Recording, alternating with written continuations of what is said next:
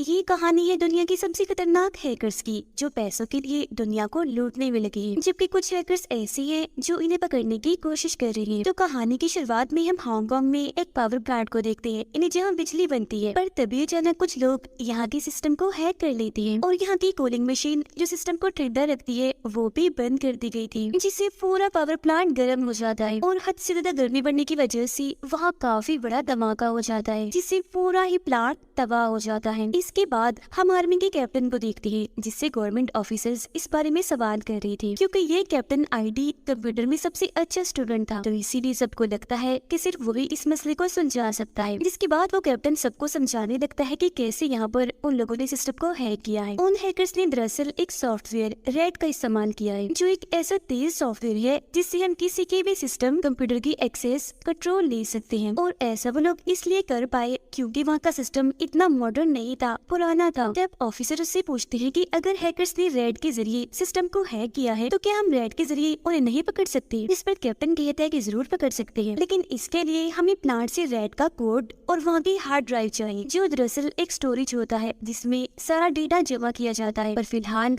हम वहाँ नहीं जा सकते क्योंकि पावर प्लांट की तबाह होने की वजह से वो जगह गर्म हो गई है और अब हमें जगह के ठंडा होने का इंतजार करना चाहिए। वो भी सारी डिटेल्स एफबीआई को भी भेज देता है ताकि वो भी इस बारे में पता लगवा सके। एफबीआई वाले उसके पास कुछ कोड्स भेजते हैं, जिन्हें पढ़ते ही वो परेशान हो जाता है और सीधा अपनी बहन के पास आकर उसे सारी बात बताता है और ये भी कि मुझे तुम्हारी मदद चाहिए क्योंकि तभी मैं इस सारे मसले को सुलझा पाऊंगा। पर वो मना कर देती है कि मैं मसरूफ। तो वो दोबारा उसे समझाता है कि एफबीआई ने कुछ कोड्स मेरे पास भेजे थे, जिन्हें पढ़कर मुझे पता चला है कि वो हैकर्स बहुत ही खतरनाक है और उनका नाम ब्लैक हैट है, जिनका दिमाग काफी तेज चलता है और अगर इन्हें ना रोका गया तो ये क्या क्या करेंगे इसका अंदाजा किसी को भी नहीं। और इस काम के लिए मुझे कोई भरोसेमंद और कंप्यूटर की माहिर चाहिए जो मेरे लिए तुम हो, तो मेरा साथ दो। जिस पर अब की बार वो मान पे जाती है। तभी इन्हें पता चलता है कि उन हैकर्स ने शेयर की मार्केट में भी छेड़छाड़ की है, चीजों की कीमतों को उलट पुलट करके रख दिया है। ये जानते ही पहुंच जाते हैं एफबीआई के पास, जहाँ इनकी मुलाकात एफबीआई की एजेंट से होती है, जिस पूरे ही मसले को देख रही थी। कैप्टन उसे कहता है कि मैं उन्हें ढूंढ लूंगा, पर इसके लिए मुझे एक आदमी की जरूरत है जिसका नाम निकोलस है, जो कभी हैकर हुआ करता था। उसका नाम सुनकर एफबीआई एजेंट भड़क जाती है कि अभी निकोलस तुम्हें नहीं मिल सकता, वो भी जेल में है। तुम्हें अंदाजा नहीं उसने कितने बैंक्स लूटे, कितना पैसा कमाया, इतनी सफाई से सब किया कि किसी को पता भी न चला। तो मेरा नहीं ख्याल कि वो तुम्हारे काम आ सकता है। तब कैप्टन कहता है कि जब मैं MIT में था तब मैंने और उसने मिलकर एक किताब लिखी थी जिसमें ज्यादा काम उसका ही था और उन्हीं चीजों का इस्तेमाल इन हैकर्स ने भी किया है। तो अगर हमें उन चिराग हैकर्स तक पहुँचना है तो उनसे भी तेज इंसान की हमें जरूरत है, जो और कोई नहीं बल्कि निकोलस है। अब उसकी बातें एजेंट को समझ आ जाती है, तो किसी तरह वो निकोलस को बाहर निकलवा ही लेती है। फिर ये लोग आते हैं सिस्टम के पास हैकर्स का पता लगवाने के लिए, जहाँ ये जान पाते हैं कि जो सिस्टम हैक हुआ है उसमें काफी तेज कोड्स डाले गए हैं, जिन्हें समझने के लिए इन्हें रेड सॉफ्टवेयर इसमें डालना होगा। तो निकोलस खुद सिस्टम पर बैठकर चेक करने लगता है। उसे वहाँ एक फाइल मिलती है, जिसे जैसे वो खोलता है तो पता चलता है कि यही रेड सॉफ्टवेयर है। फिर वो वहाँ के वर्कर से पूछता है कि तुम कोई चीज भूल तो नहीं रही, मतलब की गलती से तुमने अपनी कोई डिवाइस ऐसे ही छोड़ दी हो पर उसे कुछ याद नहीं था। फिर वो पूछते हैं क्या कोई ऐसा भी वर्कर है जिसने हाल ही में यहाँ से नौकरी छोड़ी हो? तो वो बताता है कि हाँ, एक आदमी है जिसने यहाँ सिर्फ 1 महीने ही काम किया है और वो इधर का मैनेजर था। और जब इन्हें पता चलता है कि उस मैनेजर के पास यहाँ की एक्सेस, यहाँ का कंट्रोल था, तो वो यहाँ की सारी फाइल्स को चेक करने लगती है। उन्हें इस मैनेजर के घर का पता भी मिलता है, तो ये फौरन वहाँ पहुँचते हैं। घर पर उसकी लाश मिलती है क्योंकि उसने ड्रग्स बहुत ज्यादा ही ले लिया था। अब निकोलस इस मैनेजर के कंप्यूटर को चेक करता है, उसे पता चलता है कि वो एक आदमी से बात किया करता था, जो और कोई नहीं बल्कि वो हैकर है जिसने हर जगह तबाही मचाई हुई है और वो पावर प्लांट भी तबाह किया था। वो इस मैनेजर से मिलने वाला था, पर इससे पहले इसकी मौत हो गई।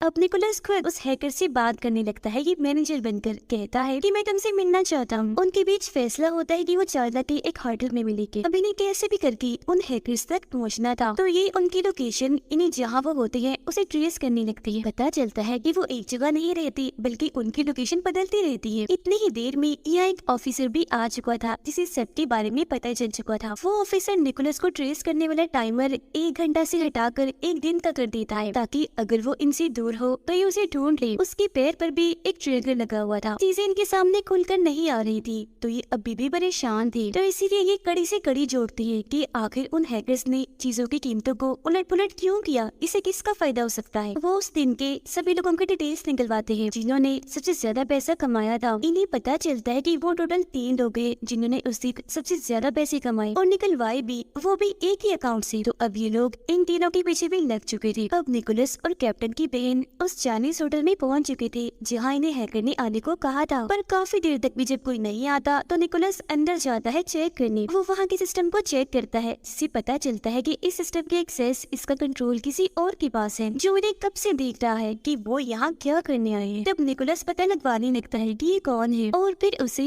उस आदमी के कंप्यूटर का कोड पता चल जाता है। उससे ये बात करता है। वो आदमी निकोलस से पूछता है कि तुम कौन हो। तब निकोलस उसे अपना नाम कुछ और ही बताता है जिस पर उस आदमी को गुस्सा आ गया था। कहता है कि वो जल्द तुम्हारी मौत होने वाली है। ये देखकर निकोलस फौरन सिस्टम बंद कर देता है और कैप्टन की बहन यानी अपनी दोस्त को लेकर यहाँ से निकलने लगता है। पर कुछ लोग यहाँ इन्हें मारने के लिए आ गए थे जिनके बारे में निकोलस को भी पता चल चुका था, इसीलिए वो इन्हें चकमा देकर यहाँ से निकल ही जाते हैं। बच निकलने के बाद वो सबसे पहले कॉल कैप्टन को करता है। बताता है कि किसी ने उस मैनेजर को जानबूझकर मारा था। उसकी मौत ड्रग लेने की वजह से नहीं हुई थी बल्कि किसी ने जानबूझकर उसे मारने के बाद उसके सिस्टम में कोड डाल दिया ताकि हम लोग उनसे बात कर सके और हमें रास्ते से हटाने के लिए वो यहाँ पहुँच जाए। जो सुनकर कैप्टन कहता है कि अब उन लोगों ने तुम्हारा चेहरा देख लिया है तो जरा संभाल कर सावधान रहना और अब हमें जल्द से जल्द उन तक पहुँचना है क्योंकि लोकेशन का तो पता चल ही गया है हमें। मगर ये भी तो हो सकता है कि वो किसी और सॉफ्टवेयर का इस्तेमाल कर रहे हो जो लोकेशन गलत बता रहा हो। हर एक बात और जी 3 लोगों का पता चला है उन्होंने तकरीबन $73 मिलियन निकाले हैं। तभी इधर निकोलस के पास उसकी दोस्त आती है। हम जान पाते हैं कि अब वो दोनों एक दूसरे को पसंद करने लगे हैं। वो निकोलस को बताती है कि हमें हांगकांग जाना चाहिए क्योंकि उन हैकर ने सबसे पहला सिस्टम वही हैक किया था, पावर प्लांट वाला। और अब ये लोग निकल जाते हैं हांगकांग के लिए। उनकी मुलाकात वहाँ के एक आदमी से होती है जो बताता है कि हम समंदर का पानी इस्तेमाल कर रहे हैं वहाँ के सिस्टम को ठीक करने के लिए ताकि वो जगह दोबारा से ठंडी हो जाए। और मेरा नहीं ख्याल कि तुम्हें वहाँ से कुछ मिलेगा, सब कुछ तो तबाह हो गया है। जो सुनकर निकोलस की दोस्त कहती है कि ऐसा नहीं होता, अगर सिस्टम का कुछ हुआ भी होगा तो सारी चीजें, सारा डेटा मेमोरी में जा चुका होगा यानी स्टोरेज में। और अगर हमें वो स्टोरेज मिल गया तो कम से कम हम ये जान पाएंगे कि सिस्टम को है किसने किया था। जो सुनकर वो आदमी कहते हैं कि वो कमरा अभी भी काफी गर्म है, इसे ठंडा होने में टाइम लगेगा, तभी हम फिर वहाँ जा पाएंगे। अब तभी इन्हें पता चलता है कि ऑफिसर और FBI एजेंट इन्हें बुला रहे हैं क्योंकि उन्हें एक हैकर मिला है जिसके पास कुछ जानकारियाँ हैं। हैकर इन्हें पैसों की जानकारी देता है कि वो अभी तक कोई भी लेकर नहीं भागा, अभी तक वो अकाउंट में ही है। तब निकोलस उससे पूछता है कि क्या आप बता सकते हैं कि तीनों आपस में बात कैसे करते हैं। हैकर कहता है कि वो बात नहीं करते, बस मिलते हैं। FBI एजेंट निकोलस से पूछती है कि तुम भी तो एक हैकर हो ना और ये काम तुम पहले भी कर चुके हो, तो अगर उन लोगों की जगह तुम होते तो क्या करते। निकोलस बताता है कि मैं जितनी जल्दी हो सके पैसों को लेकर गायब होता क्योंकि पैसों के साथ कुछ भी हो सकता है और पैसों की मदद से मैं पकड़ा भी जाता। यहाँ अब निकोलस को सारी बातें समझ आने लगती है। वो कहता है ये 3 लोग नहीं है बल्कि कोई इनका हेड भी है जो इन्हें बता रहा है कि क्या करना है। जब भी तो पैसे अभी तक अकाउंट में ही पड़े हैं। अब ये लोग उनके सारे डेटा को ट्रैक करने लगते हैं, इनको कहाँ जाते हैं, जिससे पता चलता है कि ये 3 अलग अलग जगहों पर जाते हैं और फिर एक जगह आकर तीनों लोग मिलते हैं। मगर इन्हें ये पता नहीं चल रहा कि ये लोग आखिर हैं कौन और वो कौन सी जगह है जहाँ ये लोग आपस में मिलते हैं।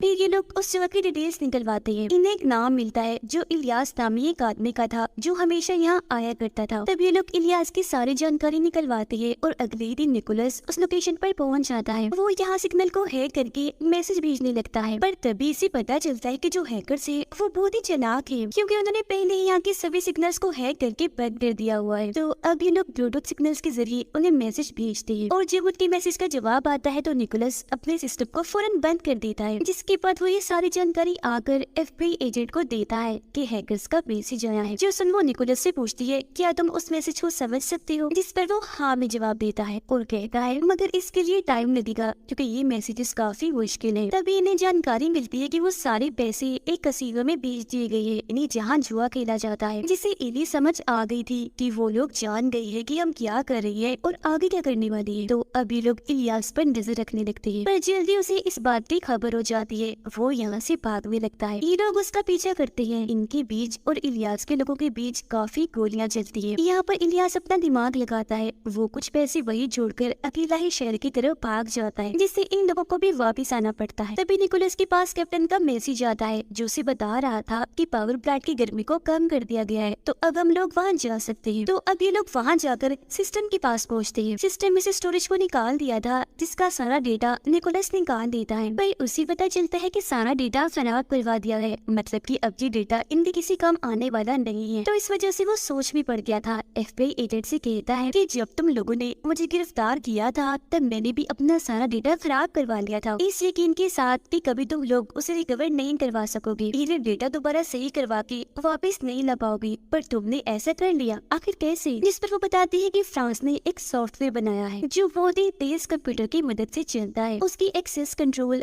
थोड़ी देर के लिए ही मिलती है। इस दौरान में हमने तुम्हारा डेटा रिकवर किया था। निकोलस पूछता है कि अब मुझे उस सॉफ्टवेयर की एक्सेस कैसे मिल सकती है? एजेंट जवाब देती है कि नहीं मिल सकती, लेकिन मैं कोशिश करती हूँ। वो फौरन फिर फ्रांस के ऑफिसर को कॉल घुमाती है, पर वो मना कर देता है। तो वो निकोलस को कहती है कि अब कुछ नहीं हो सकता। निकोलस कहता है मैं उनकी सिस्टम को हैक कर सकता हूँ। तो वो उसे आगाह करती है कि देख लो, सोच लो, अगर इस बारे में फ्रांस के सीनियर ऑफिसर को पता चल गया तो वो तुम्हें जिंदा नहीं छोड़ेंगे। पर वो इस बात की परवाह ना करते हुए सिस्टम पर बैठकर अपने काम में लग जाता है। लेकिन वो बाकी लोगों को कहता है कि आप लोग यहाँ से भाग जाएं, क्योंकि अगर मेरे पीछे फ्रांस की ऑफिसर आए भी तो उन्हें ये बात पता ना चल जाए कि आप लोग भी मेरे साथ मिले हुए हो। तब सारे लोग तो चले जाती है, पर उसकी दोस्त नहीं जाती, कहती है कि मैं तुम्हारे साथ ही रहूंगी। फिर निकोलस अब चालाकी से फ्रांस के ऑफिसर को मैसेज करता है। वो कहता है कि मैं तुम्हारा सुपरवाइजर हूँ, तुमने FBI को मैसेजेस किए थे, मुझे पता चला है, तो अब तुम ऐसा करो कि पासवर्ड को बदल दो क्योंकि हमारा डेटा हैक भी हो सकता है। तो वो ऑफिसर ऐसे ही करता है। वो वीडियो बनाते हुए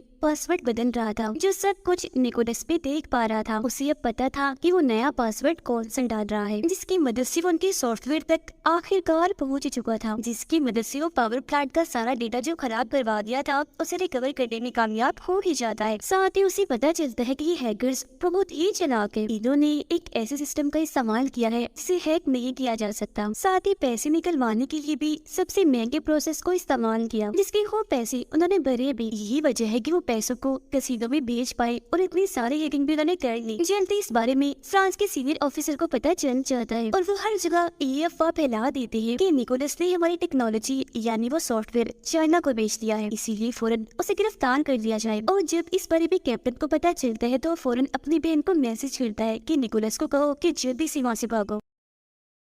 जब एजेंट और ऑफिसर वहाँ पहुँचते हैं तो पता चलता है कि निकोलस यहाँ से भाग गया है। तो वो उसकी लोकेशन को ट्रैक करती है चेक करने के लिए कि वो कहाँ है, पर उनका सिस्टम उन्हें पुरानी लोकेशन ही बता रहा था क्योंकि निकोलस ने अपना ट्रैकर बदल दिया था, यानी जो 1 घंटे से हटाकर 1 दिन का हो गया था। फिर हम निकोलस और उसके दोस्त को देखते हैं। वो उसे कहता है कि तुम भी अब यहाँ से चली जाओ क्योंकि अब हमारा साथ रहना किसी खतरे से खाली नहीं है। अब हम कैप्टन को देखते हैं जो गाड़ी में बैठकर इनसे मिलने आ रहा था, पर इससे पहले वो गाड़ी से निकलता इलियास काफी बड़ी गन से उस पर हमला करवा देता है, जिससे गाड़ी में काफी बड़ा धमाका होता है और बेचारे कैप्टन की वहीं पर मौत हो जाती है। वो लोग अब निकोलस और उसके दोस्त पर भी गोलियां चलाते हैं उन्हें मारने के लिए, लेकिन ठीक वक्त पर यहाँ FBI एजेंट, ऑफिसर और उनकी टीम पहुंच गई थी, जहाँ अब दोनों की तरफ से अंधाधुंध गोलियां चलने लगती है। लेकिन क्योंकि उस हैकर यानी इलियास के लोग बहुत ही ज्यादा थे, इसलिए वो गोलियां चलाकर एजेंट और ऑफिसर दोनों को ही मार देते हैं। तब तक मौका देकर निकोलस और उसके दोस्त भी यहाँ से निकल गए थे। इसके बाद वो लोग पहुंचते हैं मलेशिया में, क्योंकि कुछ देर पहले उन्होंने देखा था कि हैकर्स मलेशिया के पावर प्लांट को हैक करने की कोशिश कर रहे। और जब ये लोग यहाँ पहुंचते हैं तो इन्हें एक पावर प्लांट और 5 माइनिंग कंपनीज का पता चलता है, यानी जो माइन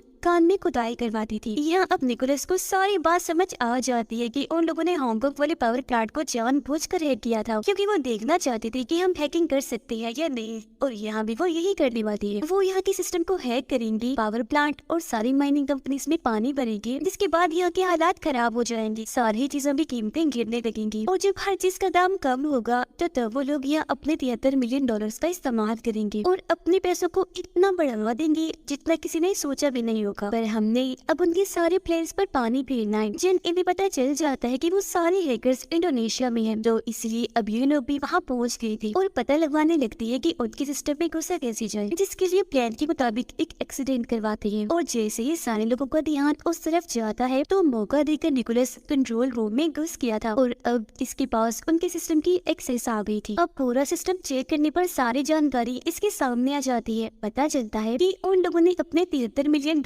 यहाँ की एक लोकत छोटे बैग में डाल दिए, इसीलिए वो अपने दोस्त को उस बैग में भेजता है, जहाँ जाकर वो बताती है कि थोड़ी देर में मेरी मीटिंग है, पर मेरा पेन ड्राइव जिसमें सारा डेटा है वो खुल नहीं रहा। क्या आप इसे अपने सिस्टम में लगा कर डेटा मुझे निकाल कर दे सकते हैं? जो बात मानकर वो पेन ड्राइव अपने सिस्टम में लगा देते हैं और ऐसा होते उस बैंक की सारी एक्सेस निकोलस को मिल जाती है। और उस हैकर इलियास ने जो पैसे यहाँ छुपाए थे $73 मिलियन वो उन्हें चुरा लेता है। फिर वो इलियास के लिए एक मैसेज और अपना नंबर छोड़ता है। ये देखते ही इलियास उसे कॉल करता है, पूछता है कि बताओ तुम्हें क्या चाहिए, पैसे अपनी तरफ तुमने क्यों ट्रांसफर कर लिए? इस पर निकोलस कहता है कि मैं जानता हूँ तुम्हारा भी कोई बॉस है, तुम मेरी उससे बात करवाओ। फिर जब अपने बॉस से बात करवाता है तो वो भी निकोलस से वही सवाल करता है कि तुम्हें क्या चाहिए, जिसमें वो कहता है कि जब तुम अपना काम पूरा कर लोगे तो उसमें से मुझे एक हिस्सा चाहिए, और अगर तुम एक हिस्सा देने के लिए राजी होते हो तो मैं लुटा देता हूँ तुम्हारे पैसे। इस पर बॉस कहता है कि ठीक है, पर मैं तुमसे पहले मिलना चाहता हूँ, जिस पर निकोलस मान भी जाता है। वो जाने की तैयारी करता है। सबसे पहले अपने पूरे जिस्म पर पेपर्स मोटे कागज लिपेटता है, क्योंकि वो जान चुका था कि वहाँ कुछ भी हो सकता है। साथ ही उसने अपने पास कुछ हथियार भी रख लिए थे। वो फिर उस जगह पर पहुंच जाता है जहाँ हैकर्स के बॉस ने उसे बुलाया था। यहाँ आते ही इस पर हमला हो जाता है, लेकिन अब जैसे बॉस उसके सामने आता है वो फौरन हमला करके उसे मार देता है। उसे मारकर उसने अपने दोस्त कैप्टन का बदला भी ले लिया था। इन्हें मारते ही वो यहाँ से निकल गया था, पर काफी जख्मी हो गया था, इसलिए उसके दोस्त उसे सहारा देकर ये उसे ले जाते हैं। फिर अगले ही दिन ये दोनों ये वर्ल्ड छोड़कर निकल जाते हैं। वो बहुत खुश लग रहे थे क्योंकि अब इनके पास $73 मिलियन